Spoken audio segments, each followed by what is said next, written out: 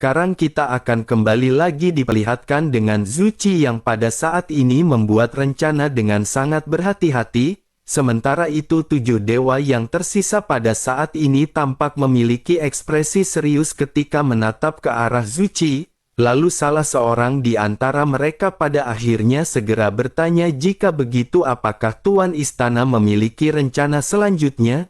Zuchi pada akhirnya menoleh untuk menatap ke arah dua sosok dan pada saat ini mulai berbicara.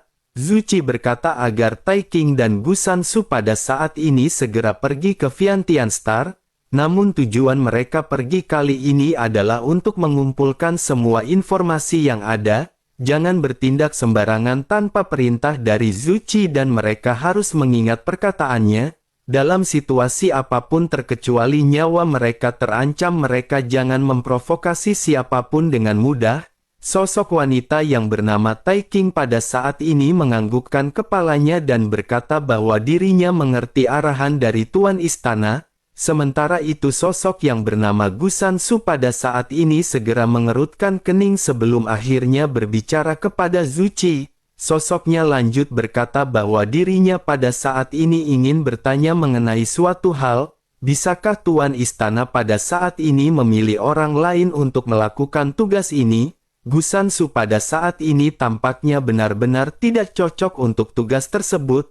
Zuchi pada saat ini seketika memandang ke arah Gusansu dan bertanya apakah menurut Gusansu ada yang salah dengan pengaturan dari Zuchi. Gusansu pada saat ini terlihat sedikit ragu dan berkata bukan seperti itu permasalahannya. Hanya saja pada saat ini, sebelum sempat Gusansu menyelesaikan kata-katanya, Tai King pada saat ini segera mulai berbicara. Tai King berkata mungkinkah Gusansu tidak ingin bersama dengannya? Zuchi pada saat ini memandang keduanya sebelum akhirnya berkata bahwa dirinya ingat mereka berdua tidak banyak berinteraksi. Apakah sesungguhnya mereka berdua memiliki dendam pribadi? Gusansu pada saat ini tersenyum pahit dan menggelengkan kepalanya dan berkata bahwa itu tidak benar. Zuchi pada saat ini mengerutkan kening ketika memandang ke arah Gusansu dan Zuchi pada saat ini sedikit merenung. Zuchi pada akhirnya tidak ingin memperpanjang permasalahan ini. Zuchi lanjut berkata jika begitu permasalahannya maka Yu King bisa pergi bersama dengan Tai King untuk melaksana tugas. Tai King pada saat ini langsung terkejut dan sosoknya langsung menolak perintah dari Zuchi. Sosok wanita yang bernama Yu King juga pada saat ini segera berteriak menolak perintah tersebut. Keduanya pada saat ini saling memandang sebelum akhirnya mereka saling memalingkan wajah. Zuchi pada saat ini memandang keduanya dan Zuchi pada saat ini kebingungan. Zuchi pada akhirnya segera lanjut berkata bahwa permasalahan ini sudah diputuskan. Mereka berdua tidak boleh melakukan kesalahan dan mereka semua harus melapor. Keduanya pada saat ini hanya bisa terdiam merasakan tekanan kuat yang melesat dari Zuchi. Pada akhirnya keduanya segera melesat ke langit dan begitu di udara Yu King pada saat ini mengajak Tai King untuk pergi ke arah timur. Sementara itu Tai King pada saat ini mengajak Yu King untuk pergi ke utara. Kedua wanita ini tidak memiliki tujuan yang jelas dan keduanya pada akhirnya bertengkar hanya karena berbeda arah. Semua orang yang melihat hal ini pada saat ini benar-benar menggelengkan kepala masing-masing. Sementara itu Zuchi pada saat ini tidak menanggapi kedua sosok tersebut sebelum akhirnya mereka segera pergi. Sesaat setelah keduanya pergi Zuchi pada saat ini sedikit merenung sebelum akhirnya bergumam mengucapkan Istana Abadi Nirwana. Semua orang seketika terkejut dan menatap ke arah Zuchi dengan penuh keheranan. Salah seorang di antara mereka segera berkata bahwa tempat itu telah lama menjadi reruntuhan. Istana Nirwana ini sudah tidak ada lagi dan apa yang akan mereka lakukan dalam perjalanan ini? Zuchi pada saat ini kembali menoleh ke arah mereka dan berkata bahwa mereka harus pergi. Ancaman sebenarnya berada di sana dan mereka harus mengutamakan hal tersebut.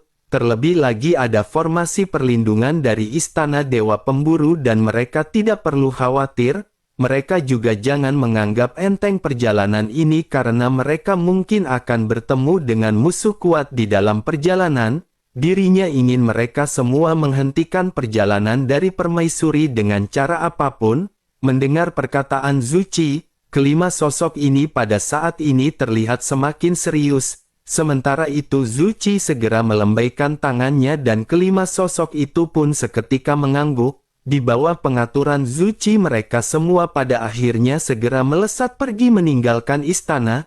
Zuchi pada saat ini termenung dan sosoknya tampak terlihat memikirkan banyak hal di dalam benaknya. Sesaat kemudian Zuchi memiliki ekspresi yang muram dan bergumam bahwa dirinya pernah bermimpi sebelumnya. Dirinya memimpikannya tentang seseorang pria yang sangat mirip dengan Zuchi. Mungkinkah perkataan dari banyak orang yang menjelaskan bahwa orang yang datang dari dunia sensi mirip dengan Zuchi merupakan sebuah kebenaran?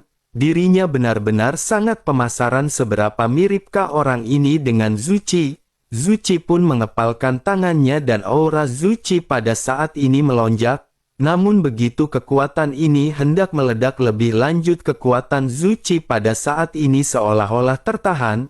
Zuchi pun menggertakkan giginya dan kembali bergumam bahwa mungkin permaisuri telah memberi semacam batasan kepada Zuchi. Dirinya benar-benar mencegah Zuchi untuk bergerak maju dalam kekuatan. Zuchi menghela nafas dan menenangkan dirinya sebelum akhirnya Zuchi memandang ke arah sebuah kolam. Zuchi lanjut bergumam bahwa itu bukanlah sebuah permasalahan. Meskipun mereka semua kuat tetapi mereka tidak tahu bahwa Zuchi pada saat ini memiliki sesosok klon. Di dalam kolam pada saat ini terlihat sesosok tubuh yang dirantai. Tubuh ini seketika membuka matanya sebelum akhirnya bergegas keluar kolam. Ini merupakan klon yang dimiliki oleh Zuchi dan sosoknya tidak mirip dengan Zuchi. Klon ini dibentuk oleh Zuchi secara pribadi. Selain itu metodenya tidak sama dengan metode yang digunakan oleh Dewa Jahat. Zuchi menemukan cara untuk mengkloning dirinya sendiri secara otodidak. Dengan pasokan sumber daya yang besar, kecepatannya benar-benar telah meningkat dengan sangat cepat. Namun sangat disayangkan Zuchi memiliki kekuatan yang rendah hingga pada akhirnya Zuchi tidak bisa mengembangkan lebih lanjut klon milikan. Ya, selain itu metode yang dimiliki oleh Zuchi juga tidak sebaik metode yang digunakan oleh Dewa Jahat. Dengan begitu maka klon yang dimiliki Zuchi ini tidak bisa bergabung dengan tubuh aslinya. Zuchi pun pada saat ini sedikit tersenyum sebelum akhirnya sosok yang baru saja muncul pada saat ini segera melesat dan menghilang. Sementara itu di dalam kehampaan di bawah gerakan cepat kelinci Bing Yun pada saat ini kelompok Xiao Yan sedang menuju ke bintang super tiangan. Xiao Yan telah mendapatkan banyak informasi dari dua sosok yang sebelumnya ditangkap Xiao Yan dan Xiao Yan telah menghabisi keduanya. Sementara itu Wu Zhan pada saat ini duduk bersila di atas punggung kelinci Bing Yun dan terlihat gelisah. Wu Zhan menatap ke arah kejauhan dan Wu Zhan pada saat ini mengepalkan kelima jarinya. Melihat Wu Zhan yang tampak cemas, Xiao Yan pada saat ini segera berkata kepada Wu Zhan agar dirinya jangan khawatir. Wu Zhan pun menghela nafas sebelum akhirnya Wu Zhan pada saat ini dipenuhi dengan ekspresi kegembiraan. Di kejauhan Wu Zhan bisa melihat bintang yang merupakan rumah bagi Wu Zhan. Namun sesaat kemudian Wu Zhan bisa melihat bahwa di sekitar bintang super tiangan sepertinya ada banyak sosok yang melayang di udara. Ada juga simbol-simbol besar dan kelihatan cahaya yang muncul di udara dan Wu Zhan seketika terkejut. Wu Zhan mengenali simbol-simbol ini dan Wu Zhan bergumam mungkinkah itu adalah mata formasi Changtian lagi? Wu Zhan pada saat ini menggertakkan giginya dan pupil mata Wu Zhan tiba-tiba menyusut. Tubuhnya bergetar ketika Wu Zhan bertanya apa yang akan dilakukan oleh Istana Dewa Pemburu. Setelah selesai berbicara kaki Wu Zhan pun melangkah maju dan meninggalkan punggung kelinci Bing Yun. Wu Zhan meledakkan seluruh kekuatannya dan melesat dalam sekejap mata. Kecepatan yang ditampilkan oleh Wu Zhan ini sangat menakutkan dan Xiao Yan pada saat sebelumnya belum pernah melihat kecepatan ini. Xiao Yan juga sedikit mengerutkan kening dan Xiao Yan pada saat ini menyadari apa yang diinginkan oleh Istana Dewa Pemburu. Xiao Yan pun langsung memanggil Gou Yan dan bertanya apakah Gou Yan bisa memecahkannya. Gou Yan pada saat ini menghela nafas dan bertanya kepada Xiao Yan tanpa daya apakah Xiao Yan ingin memeras Gou Yan. Xiao Yan menoleh ke arah Gou Yan yang pada saat ini masih terlihat lemah. Gou Yan tampaknya belum pulih sepenuhnya setelah dirinya menghancurkan formasi sebelumnya. Xiao Yan pada saat ini hanya bisa menggertakkan gigi dan bertanya apakah Gou Yan bisa menghancurkan formasi ini. Gou Yan menatap ke arah formasi di kejauhan dan Gou Yan pada saat ini sedikit terdiam. Sesaat kemudian Gou Yan pada saat ini berkata bahwa apapun usaha mereka tidak akan berhasil. Formasi sudah diselesaikan, terlebih lagi pertahanan formasi ini juga telah bertambah. Ini adalah ketiga kalinya Gou Yan akan memecahkan formasi tersebut. Dengan begitu maka Gou Yan akan memakan waktu lebih lama daripada sebelumnya. Xiao Yan pada saat ini sedikit mengerutkan kening mendengar apa yang dikatakan oleh Gou Yan. Xiao Yan hanya bisa menatap ke arah Wu Zhan di kejauhan yang bergegas menyerang ke arah formasi. Sesuai ekspektasi Xiao Yan, Wu Zhan pada saat ini tidak mengambil tindakan sembarangan. Wu Zhan pada saat ini datang ke depan ratusan para pemburu dewa. Tubuh Wu Zhan tampak melunak dan dirinya pada saat ini berlutut di kehampaan. Ratusan pemburu dewa juga pada saat ini menyadari keberadaan Wu Zhan dan mereka segera memandang ke arah Wu Zhan. Pemimpin mereka juga pada saat ini dengan tegas segera berteriak kepada Wu Zhan. Sosoknya berkata apakah Wu Zhan bisa mengakui kesalahannya. Wu Zhan dengan tertunduk segera berkata bahwa dia mengaku bersalah. Wu Zhan bersedia memikul semua tanggung jawab dan bahkan mengorbankan nyawanya. Semua ini tidak ada hubungannya dengan bintang supertiangan atau ribuan makhluk di dalamnya. Oleh karena itu Wu Zhan meminta kepada mereka untuk tidak melibatkan orang-orang yang berada di dalam bintang supertiangan. Mendengar hal tersebut pemimpin dari pasukan para pemburu dewa pun seketika segera memberikan instruksi. Bersamaan dengan hal tersebut sosok Xiao Yan pada saat ini akhirnya segera sampai di samping Wu Zhan. Namun begitu Xiao Yan hendak bertindak, Wu Zhan pada saat ini segera melambaikan tangannya. Xiao Yan menyadari bahwa ini adalah kode dari Wu Zhan yang meminta Xiao Yan untuk tidak mengambil tindakan.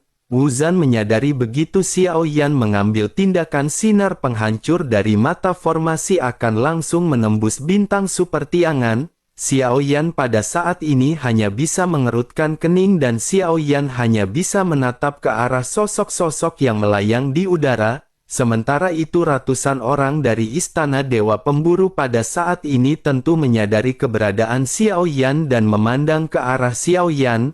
Begitu mata mereka semua terfokus pada Xiao Yan, pupil mata mereka menyusut. Beberapa di antara mereka bahkan menunjukkan rasa takut dan tanpa sadar bergumam mungkinkah ini adalah Tuan Istana. Pemimpin mereka juga pada saat ini terkejut dan matanya pada saat ini menyipit ketika menetap ke arah Xiao Yan. Namun sosoknya segera mengenali perbedaan di antara mereka berdua. Sosoknya berkata bahwa ini bukan penguasa istana dan dirinya hanya terlihat mirip dengan penguasa istana. Setelah selesai berbicara sosoknya mengabaikan Xiao Yan dan segera kembali memberikan instruksi. Sosoknya memerintahkan para prajurit untuk mengeluarkan jantung dan merebut kekuatan abadi dari Wu Zhan. Xiao Yan pada saat ini mengerutkan kening mendengar apa yang diinstruksikan oleh sosok tersebut. Sementara itu banyak prajurit pada saat ini segera bergegas mengelilingi Wu Zhan. Sesaat kemudian banyak rantai yang dilesatkan dan langsung menembus tubuh Wu Zhan. Salah seorang di antara mereka juga segera bergegas mendekat ke arah Wu Zhan. Telapak tangan sosok tersebut langsung menghantam punggung Wu Zhan hingga menembus ke bagian dada Wu Zhan. Jantung emas yang berdetak pada saat ini dapat terlihat di telapak tangan yang berlumuran darah. Pada saat yang sama Wu Zhan juga pada saat ini memuntahkan seteguk darah. Aura Wu Zhan tiba-tiba menjadi lesu dan Wu Zhan pada saat ini menggertakkan giginya. Lubang berdarah di dada Wu Zhan pada saat ini mulai sembuh dengan cepat. Namun meskipun begitu kekuatan Wu Zhan pada saat ini benar-benar turun ke tingkat dogat. Melihat Wuzan yang pada saat ini sudah tidak berdaya, pemimpin dari kelompok ini pun seketika memerintahkan para prajurit untuk membawa Wuzan. Selanjutnya mereka juga akan menghancurkan bintang Supertiangan.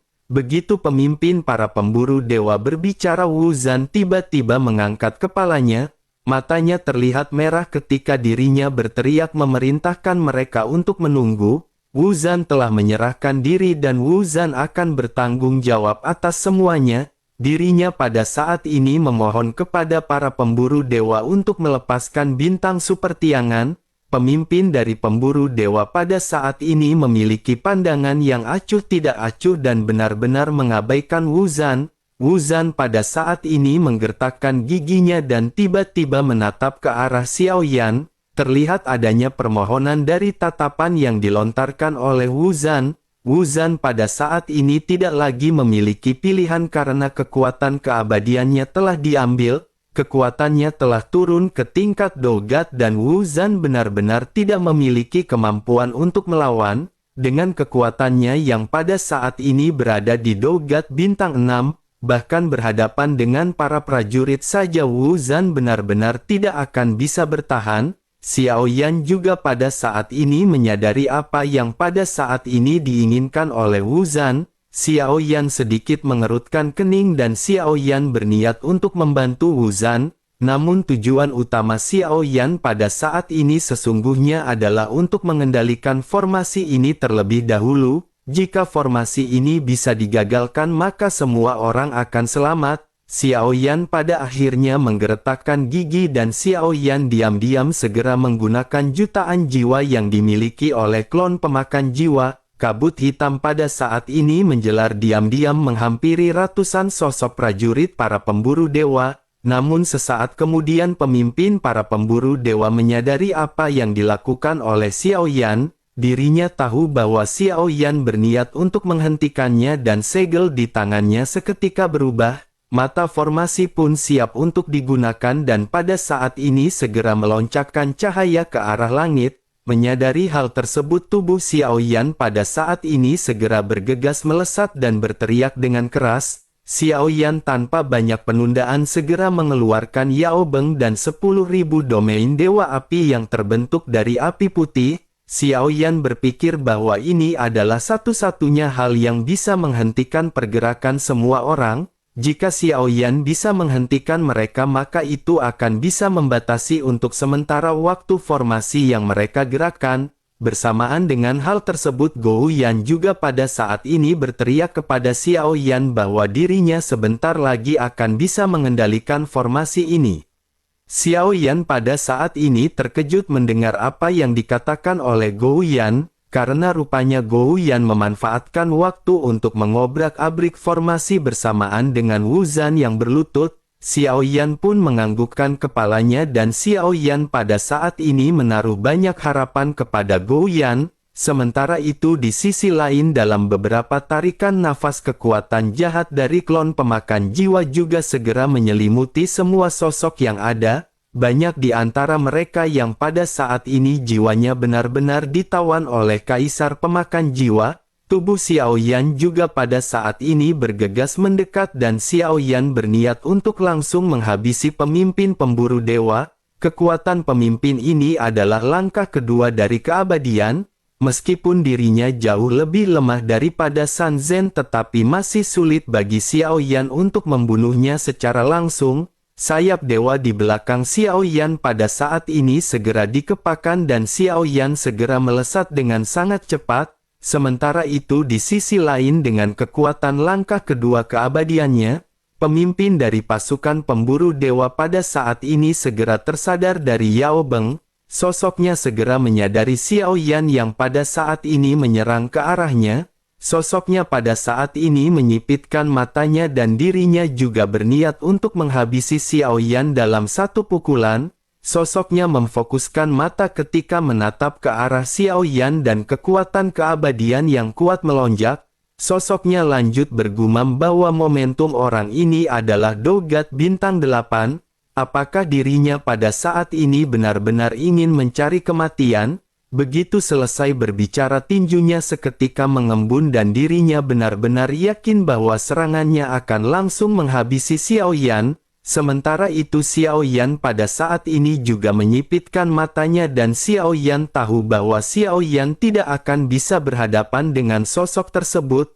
Namun begitu Xiao Yan mendekat, sesosok tubuh pada saat ini muncul di hadapan Xiao Yan. Begitu sosok ini muncul, mata pemimpin pemburu dewa pun seketika tiba-tiba menyusut. Suara Xiao Yan juga terdengar dari klon dewa asli ketika berkata bahwa dirinya bisa menerima pukulan ini dengan baik.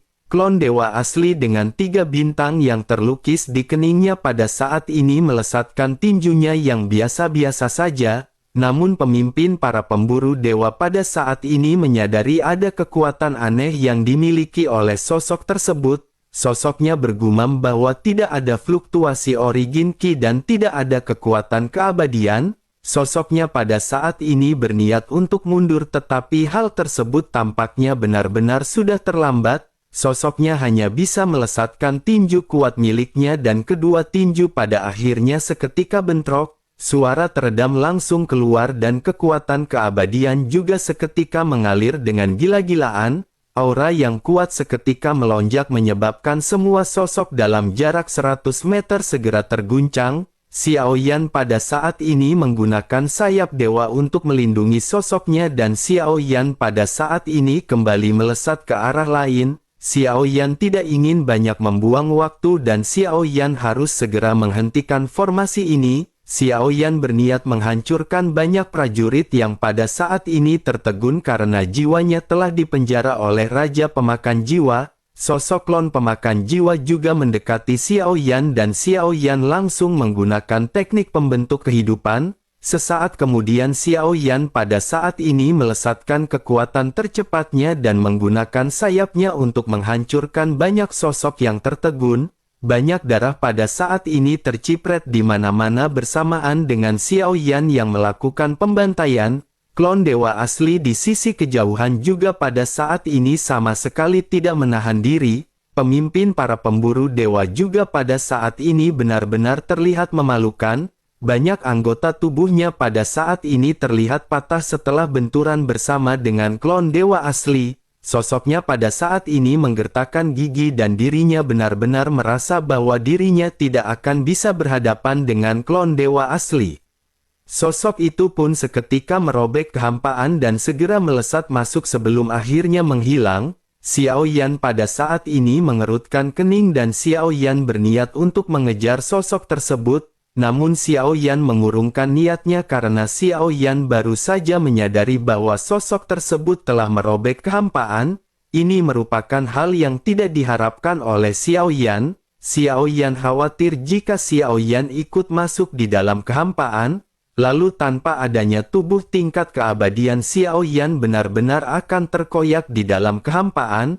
Xiao Yan hanya bisa menggertakkan giginya dan mengikhlaskan sosok tersebut melarikan diri. Sesaat kemudian Xiao Yan pada akhirnya memutuskan untuk membantai sosok-sosok yang tertinggal di tempat ini. Xiao Yan pun segera mengendalikan klon dewa asli dan dengan kekuatan keduanya, sosok-sosok yang berada di sini seketika benar-benar dihancurkan oleh Xiao Yan.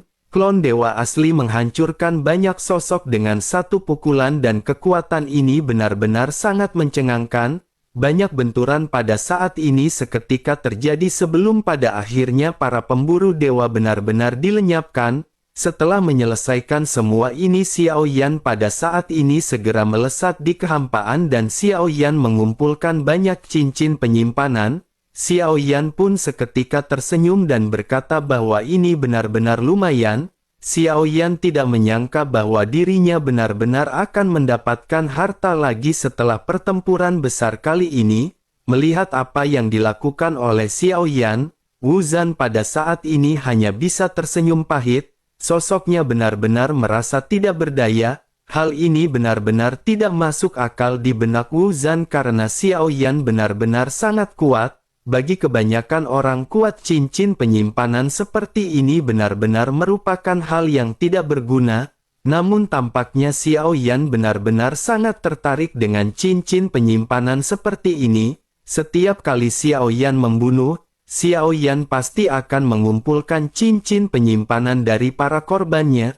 Wu Zan hanya bisa menghela nafas sementara Xiao Yan juga pada saat ini menghela nafas lega. Tetapi meskipun begitu sekarang Wu Zan telah kehilangan jantungnya. Dengan begitu maka pada saat ini Wu Zan telah terjatuh ke tingkat dogat dan Wu Zan benar-benar tidak lagi bisa melindungi bintang sepertiangan di masa depan. Wu Zan pada saat ini sedikit terdiam dan Wu Zan benar-benar tidak berdaya dengan semua ini. Sementara itu di sisi lain Xiao Yan pada saat ini merasakan adanya sesuatu yang tidak beres dengan klon dewa asli. Setelah pertempuran ini klon dewa asli sebenarnya memiliki perasaan menolak kehendak Xiao Yan. Tampaknya kekuatan dewa asli dan Xiao Yan masih memiliki kesenjangan yang cukup besar. Xiao Yan pun tanpa ragu segera menyegel klon dewa asli kembali ke dalam 9 peti mati. Hanya 9 peti mati di pagoda pemurnian yang benar-benar akan bisa menekan klon dewa asli. Xiao Yan juga pada saat ini sedikit merenung dan Xiao Yan berpikir bahwa Xiao Yan masih harus lebih berhati-hati. Xiao Yan harus menentukan waktu agar bisa mengontrol pertempuran begitu klon dewa asli muncul. Sementara itu di sisi lain Wu Zan pada saat ini segera mendatangi Xiao Yan dan segera menangkupkan tangannya. Wu Zan berkata bahwa dirinya ingin berterima kasih atas nama semua makhluk di bintang supertiangan. Xiao Yan segera melangkah maju dan membantu Wu Zan untuk berdiri sebelum akhirnya Xiao Yan berbicara. Xiao Yan berkata bahwa monyong-monyong bencana dari bintang supertiangan ini disebabkan oleh Xiao Yan. Oleh karena itu Xiao Yan pada saat ini sejujurnya harus bertanggung jawab mengenai semua ini. Begitu Xiao Yan selesai berbicara Xiao Yan pada saat ini segera mengeluarkan sebotol batu giok. Botol ini berisikan esensi dan darah keabadian yang diperoleh oleh Xiao Yan dari membunuh makhluk keabadian sebelumnya. Xiao Yan segera memberikan botol batu giok tersebut kepada Wu Zan, sementara Wu Zan pada saat ini langsung melambaikan tangannya. Wu Zan menolak hal tersebut karena dirinya tahu bahwa setetes esensi darah ini adalah darah keabadian dan sangat berharga. Sementara itu Xiao Yan pada saat ini tertegun dan Xiao Yan bertanya apakah satu tetes saja tidak cukup. Xiao Yan segera mengeluarkan sebotol lagi dan kembali menyerahkannya ke arah Wu Zan. Ekspresi Wu Zan segera berubah drastis dan Wu Zan segera kembali melambaikan tangannya dengan liar. Wu Zan berkata bahwa saudara Xiao Yan telah menyelamatkan bintang supertiangan. Ini juga merupakan kebaikan besar yang tidak bisa diungkapkan hanya dengan sebuah kata-kata. Setetes esensi darah abadi ini terlalu berharga dan tidak boleh disia-siakan. Xiao Yan pun tersenyum dan Xiao Yan pada saat ini kembali menyerahkan 2 botol batu giok ini kepada Wu Zan. Xiao Yan lanjut berkata bahwa Xiao Yan memberikan 2 tetes darah abadi ini sebagai ucapan terima kasih dari Xiao Yan. Wu Zan telah membantu Xiao Yan selama dalam perjalanan dan Xiao Yan berharap mereka akan bertemu lagi di masa depan jika memiliki kesempatan. Wu Zan pada saat ini terdiam mendengar apa yang dikatakan oleh Xiao Yan. Wu Zan benar-benar terenyuh melihat kesungguhan dari Xiao Yan. Wu Zan pada akhirnya menghela nafas dan berkata bahwa 1 tetes saja sudah cukup. Wu Zan pasti akan mengingat kebaikan besar dari saudara Xiao Yan. Setetes esensi darah keabadian ini juga bukan untuk kekuatan tetapi untuk perlindungan. Dirinya ingin mengucapkan lagi terima kasih kepada saudara Xiao Yan karena telah membantu Wu Zan. Xiao Yan pada saat ini tersenyum dan Xiao Yan tidak mengatakan apa-apa lagi kepada Wu Zan. Xiao Yan hanya memberinya setetes darah keabadian dan lanjut menyimpan botol batu giok yang tersisa. Xiao Yan pada saat ini menghela nafas lega dan Xiao Yan berharap Wu Zan akan segera mengembalikan kekuatannya menuju tingkat keabadian supaya bisa mabar lagi di warung Budayanti.